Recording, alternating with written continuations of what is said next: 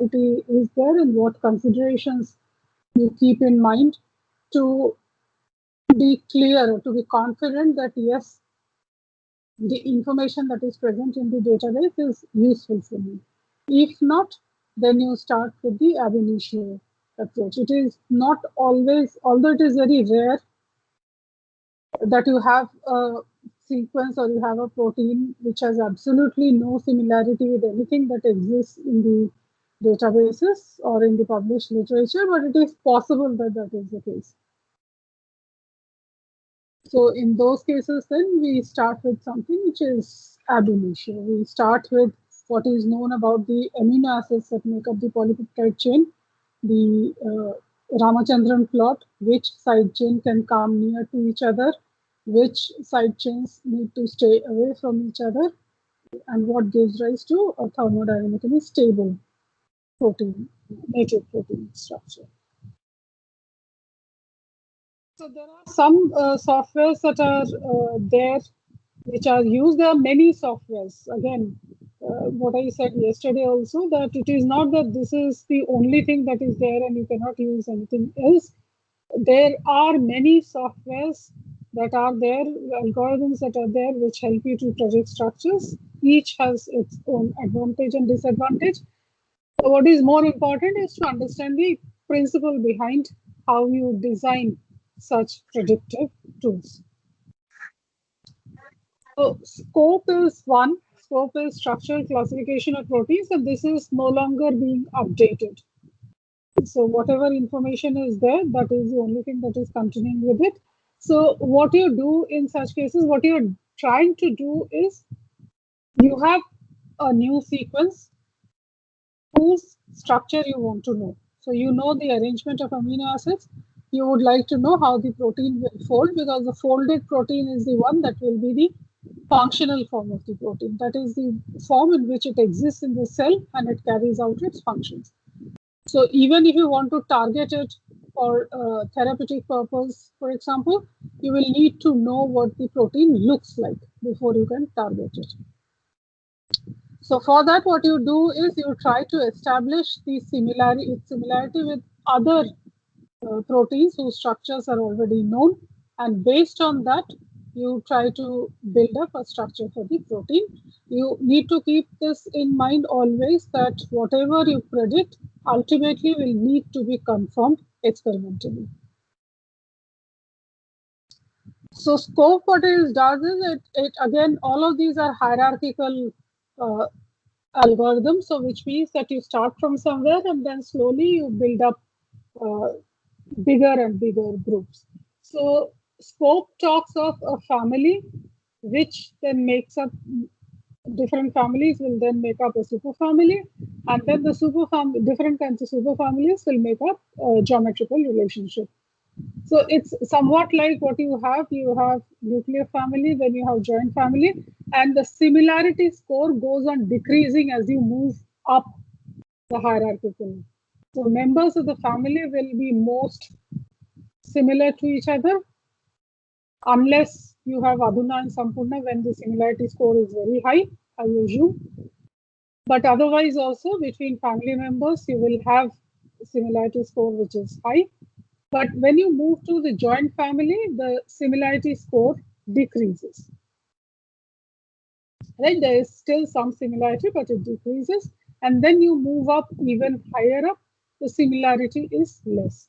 The idea of looking for similarity is simply, it is not that it gives you some great advantage, it's simply that it's something which is known. Right? So if it is something which is known, then it helps you to get a starting point from where you can build a structure for the new sequence that you have now discovered. So a family is usually classified of proteins. So a family will have members. It's classified of proteins which have residue identities of about 30% or more. So with superfamily, these will be low sequence identities, so less than 30%, but where you know that they have evolved from a common ancestor. So there'll be still some similarity. Now, in case of families, there are proteins you would have heard of, which are called globins. the globin family of proteins. Now, in this case, as far as the sequence is concerned, so the residue identity means sequence similarity. So as far as the sequence is concerned, sequence identity may go down to even 15%, 1.5. But still, all globin family members have a globular structure that we know. So in those cases, although the sequence identity is low, but where the structures are similar and structures that gives rise to functions, so the functions are also similar. So they are also counted as members of the same family, although the sequence identity is lower than the threshold. Then a superfamily, where by definition itself, you have a lower sequence identity, but where structural and functional parameters would suggest a common origin. And then there is the common fold. This is what is unique about SCOPE, that so family and superfamily is an evolutionary relationship. It tries to link that to physicochemical properties of the protein. That is what is unique about this class of this SCOPE classification of proteins. So this is what it would look like when I'm talking. What does it actually mean? So I am talking of a class. So proteins may be all alpha. Proteins may be all beta. They may be alpha oblique beta. So alpha oblique beta is then a supersecondary structure, or they may be alpha plus beta. So alpha oblique beta means where you have alpha helices and beta sheets mixed up. As compared to that, alpha plus beta would mean that it is within the same protein, but there are distinct regions which are alpha helices. There are distinct regions which are beta sheets.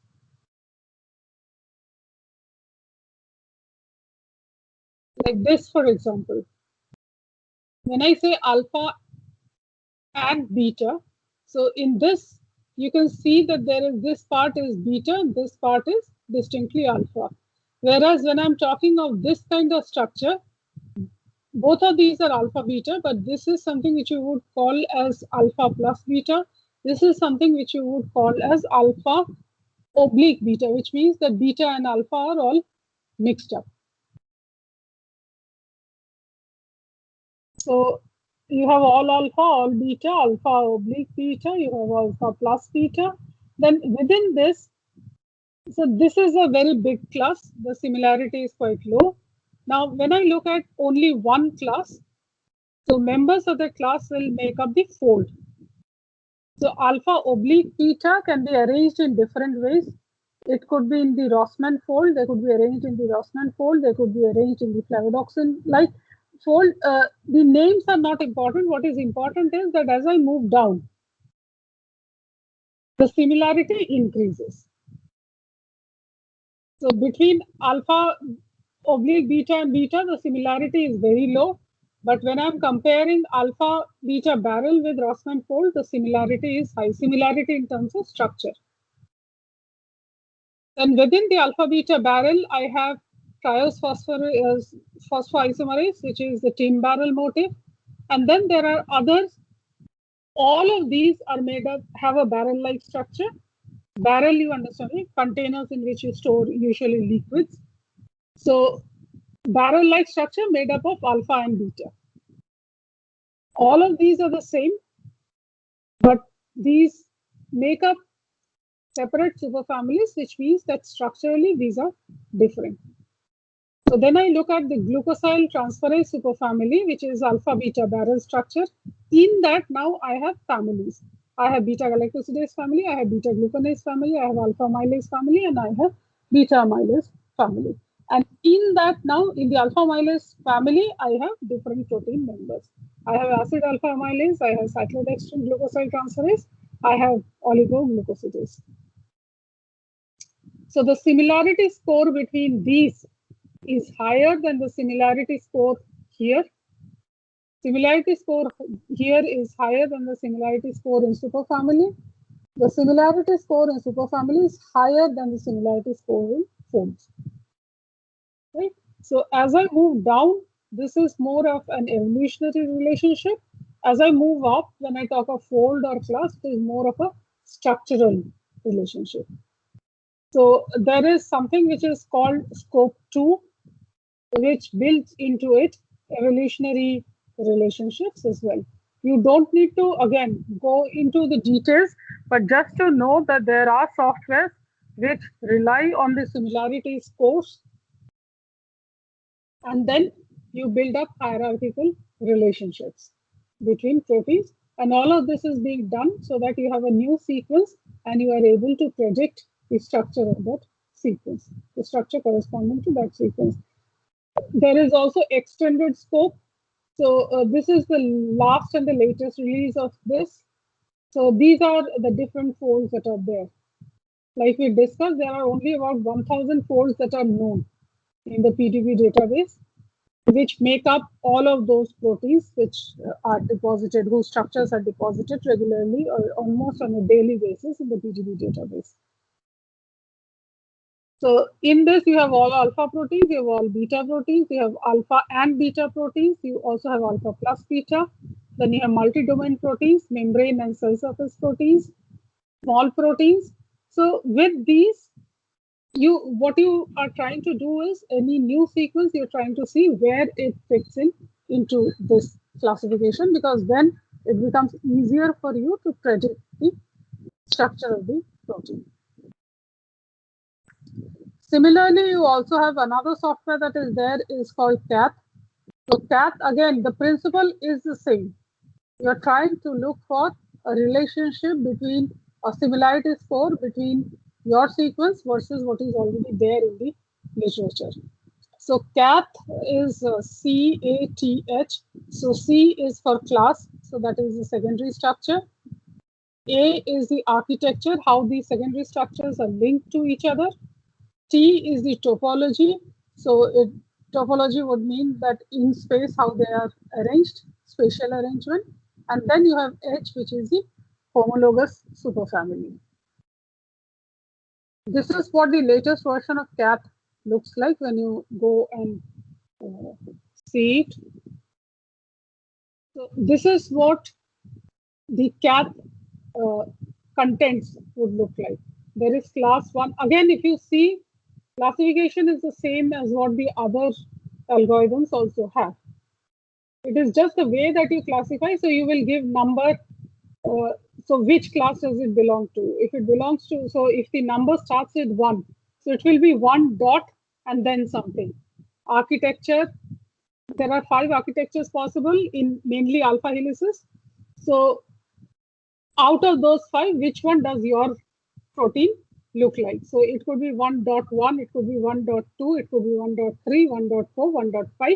All of these are 5 different arrangements of mainly alpha helix containing proteins. And then you go down to topology, homologous superfamilies, etc. So these are the different classes that are there. And then the similarity score goes on increasing as you move down the table. So again, the picture looks to be the same. This is the class where you have, which is the secondary structure. Then you come to the architecture. So the similarity score, as you move down, the similarity score goes on increasing. As you call architecture, alpha and beta. You can have the tin barrel motif, you can have the sandwich, you can have the roll. So this is the spatial arrangement of secondary structures. Beta, again, you would have a separate beta barrel. Alpha, for example, just to, because that is something you have seen or you have come across. Collagen, for example. Collagen is a structural protein. Collagen is made up of alpha helices, which are wound around each other. One helix is wound around another helix. That is what gives it the robustness. So, and that's why it's a structural protein. Those kinds of structures are then referred to as coil structures. So that is one of the forms. So if I were to divide alpha helices, where I saw here that there are 5 architectures possible, one of those is the coiled coil structure. Right? So when I say class 3, alpha, mainly alpha beta, these would be all subsections of class 3. So this is 3, class 3, and these are 3 point something. Right? So in the sandwich motif, again, you have flavodoxin motif and then the beta-lactamase motif. So this is the spatial arrangement and connectivity of the secondary structure. So the specialization increases. That's what it basically means. So when I move here, S35 is sequence family, more than 35% similarity. Orthologous family, more than 60% similarity.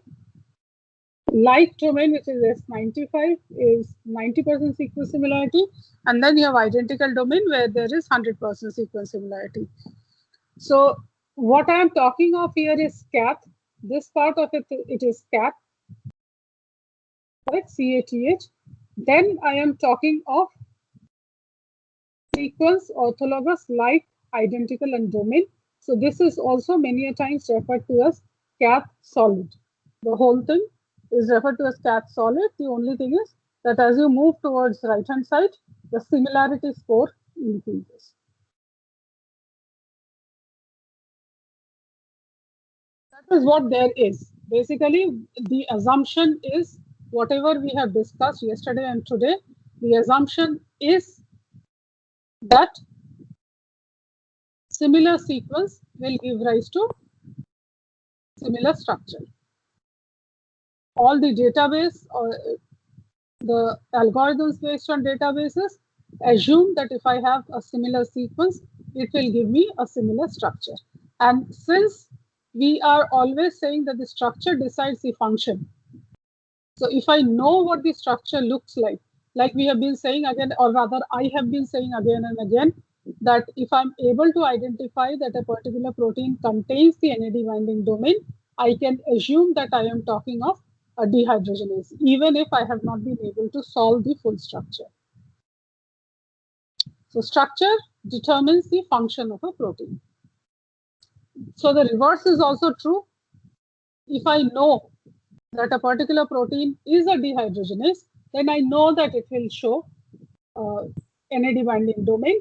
So for me to now fit this sequence, unknown sequence, a new sequence onto a template becomes easier, because now I know what the template should also look like. So the bottom line is, if I know the sequence, I will know the structure. If I know the structure, I will know the function. That is why we are getting into building such complicated mathematical based algorithms to be able to predict protein structure, because protein structure, unlike other prediction tools, is quite complicated. We have seen for albumin, for example, if you recall, how many carbons were there, how many hydrogens were there, how many nitrogens, how many oxygens, how many sulfurs. So it is not a very straightforward prediction. And it is also not that each is lying just next to each other very conveniently for you to be able to predict the structures. Then you have secondary structures, you have tertiary structures, etc. But there are a few cases which are exceptions to what we have been discussing. So which means that you are in those exceptions, you are not able to correlate the function to the structure. Right? Why I am saying this, these are very rare cases. Why I am discussing this here is simply that in case you are working with a protein, and we have already discussed that almost all the new protein structures that are deposited in the PDB database are follow folds which are already reported in the literature. Right? So chances are that if your template is not working, you've probably chosen the wrong template, not that you have a new structure with a new fold. However, this is just for you to know that there are exceptions also possible, that where from the structure itself you may not be able to predict the function or vice versa. That is not to say that the tools do not work. Exceptions prove the rule. Okay, but just that if you are not able to, you should be aware that it is not always that if two proteins turn out to have the same structure, they will also have the same function. That is what I'm trying to say. Now, this is one example that we have seen. This is the example that we had taken for comparative modeling. So we had said that if I know the sequence structure for this sequence, I can use this as a template and I can find out what the structure corresponding to my query sequence will be. Now, what it turns out is that the structure which I had used as a template is the structure for lysozyme. And this is the fit of the model structure. And you can see that it is an absolute fit. But my query sequence is for a protein which is alpha-lactalbumin. What this means is, so one of these structures here is lysozyme, the second structure is lactalbumin. Now, for me, the lactalbumin sequence was a new sequence. I did not know what its structure was. So I used lysozyme as a template. I used lysozyme to model the structure of the new sequence, which was of lactalbumin. And they fit in very well, they overlap very well. So, which means that the structure of lactalbumin is similar to that of lysozyme. So, based on that, if I did not know what lactalbumin was, I would say that lactalbumin has a is an enzyme and it has a similar function as lysozyme because the structure determines function. But in this case, that is not true. Lactalbumin is definitely not an enzyme and it has nothing to do with lysozyme. Right? So you just have to be aware that there may be cases where exceptions may also be there, where the structure may not correspond to the function. Similarly, this is the other way around. This is, both of these are carbonic anhydrases from two different species. Right? So this is the carbonic anhydrase from a thermophilic organism, M. thermophila. This is the carbonic anhydrase from mouse. Now, let us suppose that I know the structure of this. I have the sequence for mouse carbonic anhydrase, right? And now I'm looking for a template. I know that it is, let us suppose I know that it is carbonic anhydrase. So I would go to the known carbonic anhydrase structures. Now, if I were to use this as the template, I would never reach this structure. Right? Because the two structures do not look similar at all. And in that case, then what I would conclude probably is that what I'm assuming to be a carbonic anhydrase is not really a carbonic anhydrase. Which again is not true because this is also carbonic anhydrase, this is also carbonic anhydrase, these are from two different species. So enzymes, proteins which have the same function may also, and again these are very rare cases, may also have completely different structures.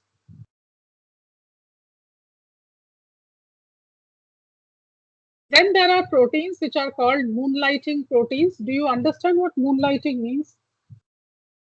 What does moonlighting mean? Anybody?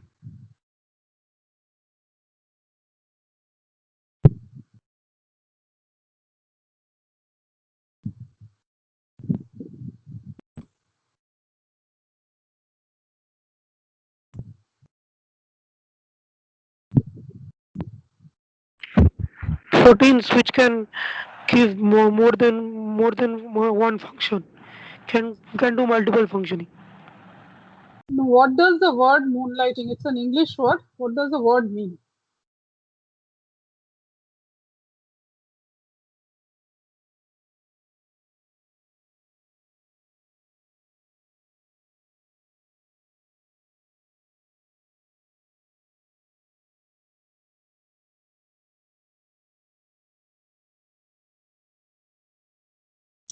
Moonlighting means when a person has a second job, which is usually done at night. Like you would know of many people who have a different job during daytime, but they may function as security guards at night. Right? So that is called a moonlighting job. It's a second job. So that's from where the name comes. So glyceraldehyde 3-phosphate dehydrogenase is a classical glycolytic enzyme, and it is also a protein which has multiple functions which are unrelated to each other. And this is a classical case. This is moonlighting function of glyceraldehyde 3-phosphate dehydrogenase is reported in textbooks also. This is something which is known. So, but the structure is the same, but it carries out multiple functions. So as you can imagine, confusion can arise. Let us suppose I have isolated an enzyme, or I have isolated a polypeptide sequence, which carries out DNA replication and repair. Right? I know what function it carries out. So now I have the primary sequence. I am now trying to solve the structure. So I have to look for a template. Now, in the wildest of my dreams, for a protein which is controlling transcription or which is carrying out DNA replication and repair, I will not use a glycolytic enzyme as the template. Isn't it? Because these are two entirely different functions. So I would try to look for maybe some enzyme which is used in DNA repair, some enzyme or some protein factor which works as a transcription factor, etc. So it's the same. What I'm trying to say here is that the functions are different, right? But it is the same structure. So that one structure, one function is not completely true in case of proteins like this. So again, you have to keep your bottom line is you have to keep your mind open.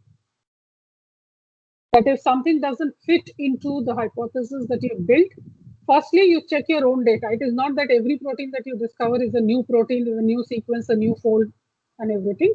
But if it doesn't fit into anything that is known, then there is a possibility that your hypothesis is correct, but it is a protein which does not have any known fold in the literature or in the PDB database.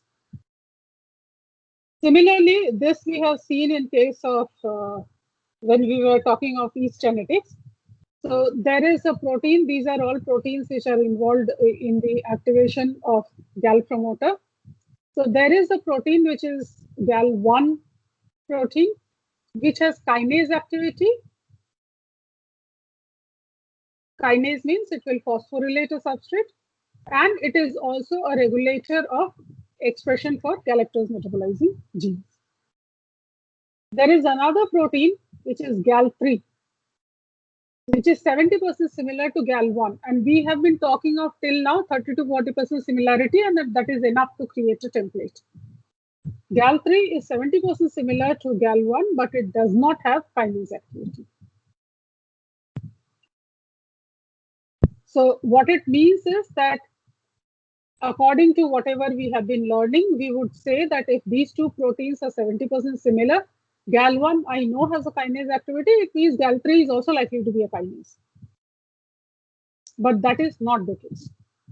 GAL3 does not have kinase activity. Right? So these cases that we have discussed, these do not really take away from the point that we had discussed in the very beginning, which is that the sequence determines structure.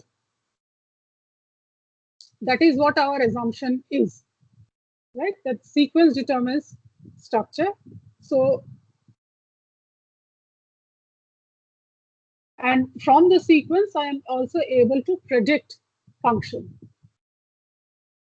It is just that in case you have some protein with you, some sequence with you, whose properties do not fit in with anything that is known, the first thing that you do is you check for errors in your own calculations, in the template that you have chosen, in the database that you have chosen. And then if you are sure that everything has been done correctly, you're still not able to find the right structure, or it does not match with other properties that you know from other studies, then it is possible that you have a new fold or a protein which has a completely different structure to what is already present or has been described in the literature. Right? So that's what it is. We have seen structure prediction tools for secondary structures of proteins. We have seen structure prediction tools for three-dimensional structures of proteins. And again, the time is limited, but more than that, there are a huge number of tools, and it is not possible to cover all of them. So what I've tried here to give you an idea of what do you look for when you're looking to predict the structure based on the sequence that is available to you. You know the primary structure.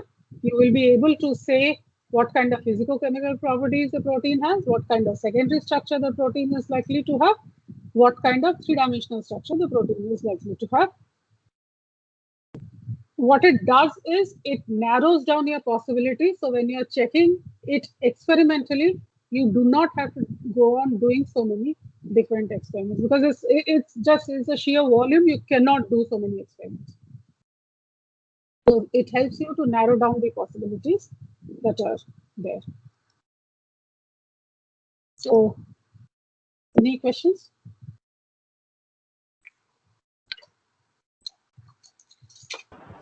Excuse me, ma'am. Yep. Ma'am, I'm having a doubt in the scope slides, ma'am. Could you please tell that, ma'am? What is the doubt? Ma'am,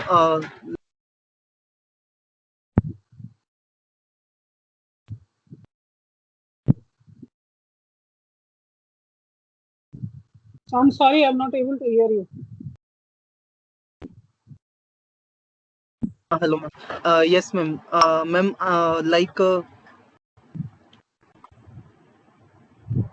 in the example,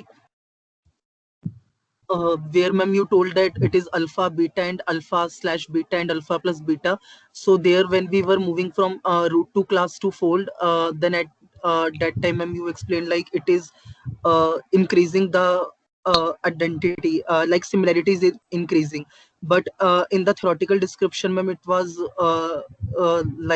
you told that the uh, it is decreasing, so like I didn't get that. I created more confusion for you. That's what you're saying. No, ma'am, not like that. No, it is okay. I mean, there is no harm in confusing you. So it is this one, Yes, ma'am. Yes, ma'am. right? Yeah. So what is the confusion here?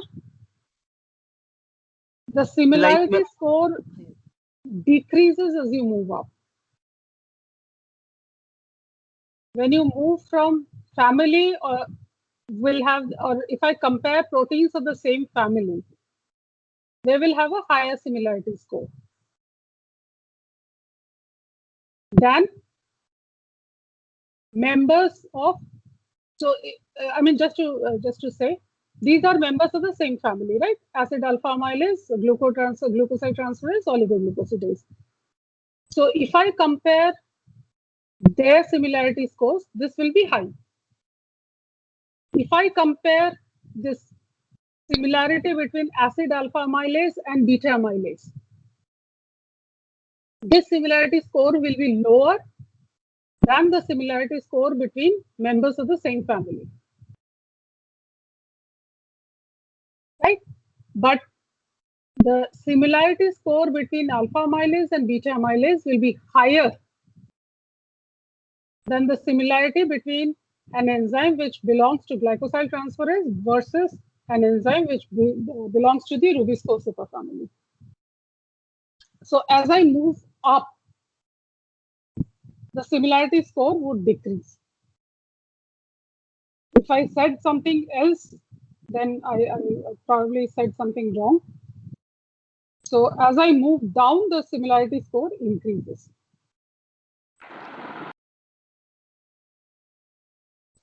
Okay, got it, ma'am. Got it, ma'am. And ma'am, one more thing, like in cath,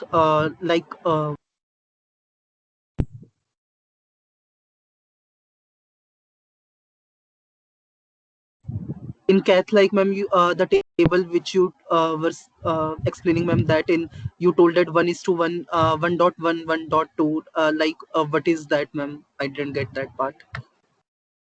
Okay. I actually deleted those slides because I thought it will create more confusion. I mean, not more confusion, but just wait a minute. I will bring that in there. so that I can confuse you even more.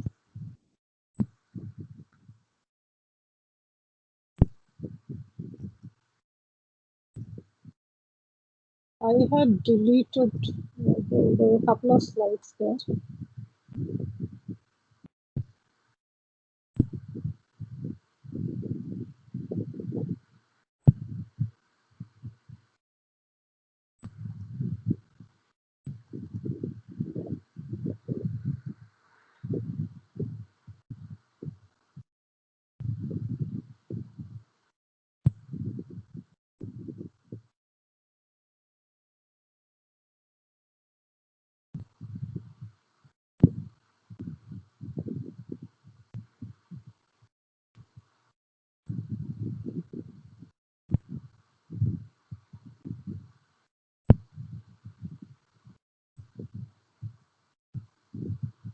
Great. Are you able to see this? Yes, ma'am. Yes. Yeah. Do not go by the numbers because this is an earlier version. So this has now become 1, 2, 3, 4, and 6 for initial assignment. So I am talking of mainly alpha. So the first digit, so I have to identify where a protein fits in, right? Like the same as EC number, the first digit means class, then second digit means something else, the third digit means something else, and the fourth digit actually specifies what enzyme it is, what activity it carries out. Similarly, in this case, you will have different digits, 1 dot, 1 dot, 1 dot something. So the first digit is the class, the second one is the architecture, third digit would be topology, then homologous superfamily, and like that it moves. So when I say it is mainly alpha, there are 5 architectures that are possible in alpha also. And these are the 5 architectures that are possible. These are all helices. So this is class 1, but it is 1.10. So when I say 1.10, 1 tells me that it is mainly alpha. 10 means it is orthogonal bundle. So this is what it looks like. Mainly alpha, 1.20, it is an upside down bundle. 1.25 is an alpha horseshoe. So it looks like a horseshoe. Then I have mainly alpha, it is alpha solenoid. So it looks like a solenoid. Solenoid, you understand, right? The way you have it around a screw or this thing. Or you can have, these are all mainly alpha. They have only alpha as a secondary structure, but then the arrangements are different. So this is a solenoid structure. So this is 1.40, then this is 1.50, alpha alpha barrel. Now in this again, if I have a protein which is 1.40, so it looks like this. Now in that I have 2 folds, 2 superfamilies, and then 13 domains possible. So I will have more digits here, depending on whether it is the first fold or whether it is the second fold. In that first fold, whether it is the first superfamily or the second superfamily, and in that superfamily, whether it is the first or the 13th domain.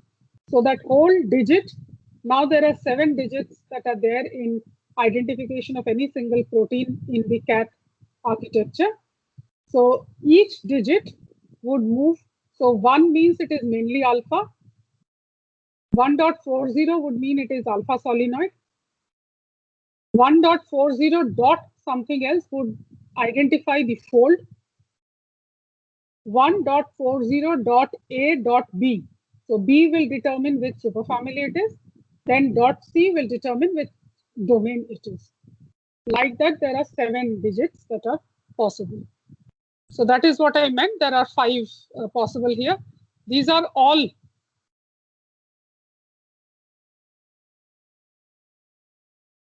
So this is what we were discussing. Class 1 is mainly alpha. This has 5 possible architectures within alpha. So the number will denote which architecture it is, whether it is a solenoid, whether it is an orthogonal bundle, whether it is alpha alpha barrel or what. And then further digits will denote whether what the topology is, what the homologous superfamily classification is. So it's somewhat like what you have for the enzyme classification. the first digit denotes something, the second digit denotes something, the third digit denotes something, and so on.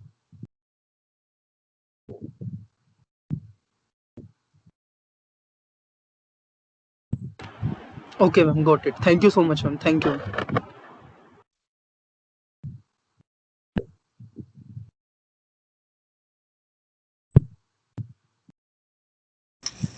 Hello, ma'am. Yes. Ma'am, in the last lecture, you said that we required a range of means we require resolution in range of 1 angstrom unit.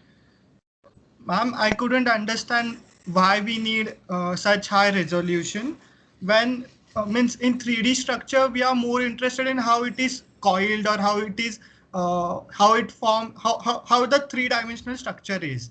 And we also know that the attractive and repulsive forces work in the range of 3 to 4 angstrom. Then why we have to have such a high resolution? Okay. Yeah, that is a good question, but I never said that I need a resolution of 1 angstrom units. I said the more resolved the structure, the better it is. If you can get something which is less than 1 angstrom units, that is even better. In fact, the image that was there, it showed, I think, 0.5 angstrom units. Yes, ma'am. Right? So, yeah, let me finish. So, when I'm talking of using a structure, this is a structure which is experimentally known. Right? So I know what the structure looks like. Now, looking at a structure it means many things. Like if I see from the sky, right, a building appears to be just maybe, I mean, if you look at the institute buildings, it will appear to be as a red dot. As I come closer, then I am able to see that within those red dots, there are some green dots also. I come even closer, then I see that these red dots are actually independent entities. These are buildings. Then I come even closer, then I'm able to see that there are different floors in that building. I come even closer, I'm able to see doors, windows, etc. And then if you come, you should not come much more close because then you will be able to see the broken glass also. So that we do not want people to see. But what you're trying to do here is that you are trying to use this model, this template, not model, this template, whose structure you know, and you're trying to build a structure based on this template. Right? So if I consider this, which is 4 angstrom units, versus this, which is 1 angstrom unit. So if I use this as a model, or template rather, this is a template to model my query sequence. What will I put on this? Because I do not know what it is. Here I know that it is a tryptophan. Here all I know is that it is not glycine or alanine. Right? The idea is that I am able to place my sequence on this. So I have this whose sequence I want to find out, structure I want to find out. I have this sequence which is similar to this, and I know its structure. So what I would like to do is I will now take these amino acids and I will start placing them on this template. I know this shape, right? You're right. I know this shape. But if I do not know, like for example, I start with lysine, valine, phenylalanine, glycine, etc. If I do not know what is where, then from where will I know that these two sequences are similar? That's the amino acid sequence. But if I do not know on this structure where each and every individual amino acid is, then where will I place this sequence? How will I place this sequence?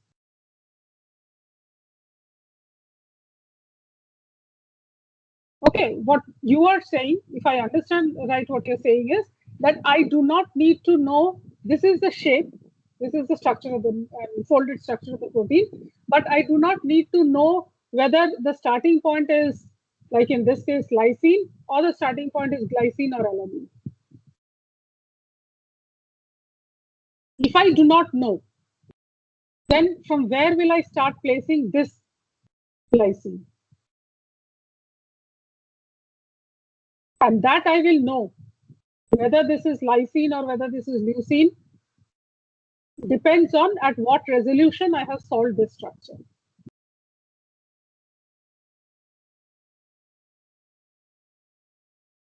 Am I making myself clear? Yes, ma'am. Right. So that is why it is important that you know, like, as much information as possible. If you are able to separate, like X-ray, for example, will not show you hydrogen, no matter what you do.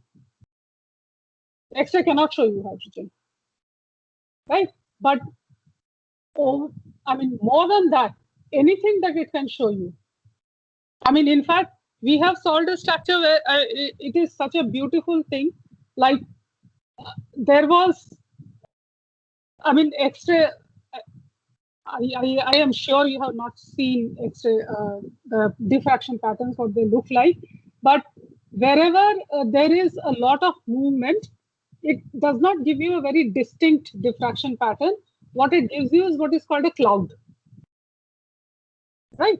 Now, cloud, you would assume that it means that like you cannot solve, you do not know what is there. That is why you are calling it a cloud. But a cloud can also be created. Just think about it. A cloud can also be created if you have a side chain, which is sorry.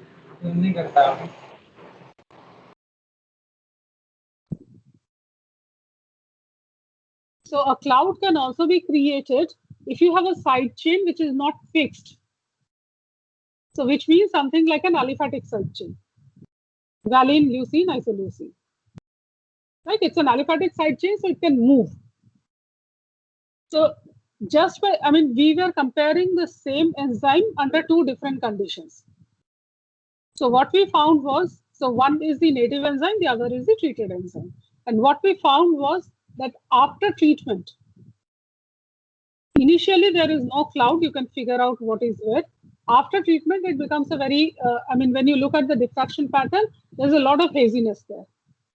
So which means you do not see any distinct pattern. So, I mean, I am no expert, but the expert that we were working with, what they explained was that it means that there was an isoleucine which is present there. Isoleucine has an aliphatic side chain and it has become freer. So which means that the structure of the protein has changed. The aliphatic side chain has become more free and now it is able to move. So this is something which is defined by what is called a B factor or temperature factor in X-ray diffraction. So because it is now able to move freely, so when you are recording the pattern, it's an average picture, right? So half of the structure you determine when it has moved to that side, by half when it has moved to this side.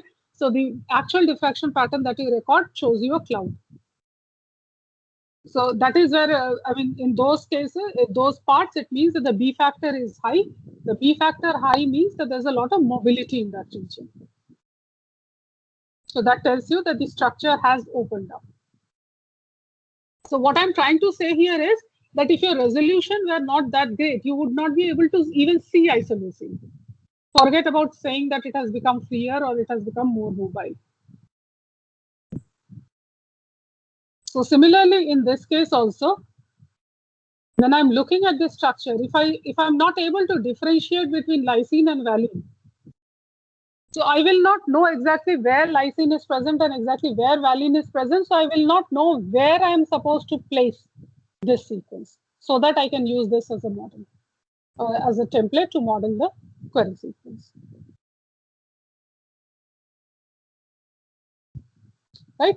That is why it is important. Any analytical tool, it is important that you have as much of resolution as possible. Same is with X-ray. 1 angstrom unit is just an example. You will rarely come across any protein structure at 1 angstrom unit. It is not that easy. And I also did not say that you need to record it at 1 angstrom unit. What I, or if I said that, then that is not completely correct. What I meant was that you record the image at as high a resolution as possible, so that you are able to separate even very close atoms together. At 2 angstrom units, you are able to see 2 separate carbon atoms. You can see it here, you can see it here also. But at 3 angstrom units, you cannot even separate carbon atoms. So how will you know that this is what it looks like? Right? What is drawn here is what it is supposed to look like. But if you see the shape, there is no way you can say that this is a tryptophan ring. Isn't it? But here, somewhat here, and definitely here, you are able to see the tryptophan ring very clearly. So when you are using this as a template, you will be able to model your query sequence with a great degree of confidence. That is where we say that if you have recorded a structure at 4 angstrom units or 3 angstrom units, the chances of error in the template itself are also very high. So which is why you need to choose your template also more judiciously.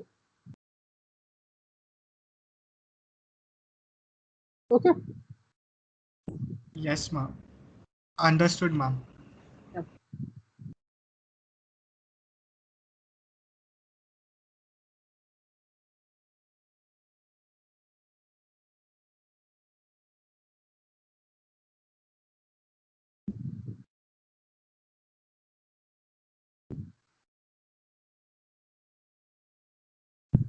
Anybody else?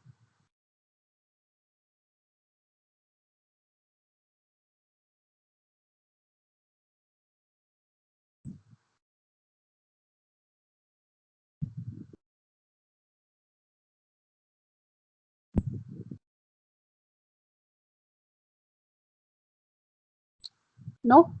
Okay. We will stop here then. Avnija, everybody is present? Yes, ma'am. So I don't need to read out the names? Yes, ma'am. Everyone is present, ma'am. Okay, good. Next class I think I have is on 27th and 27th, right? But I will take the class on 28th also, because that one class is not enough. I have said that earlier also, but I do not seem to get a second class.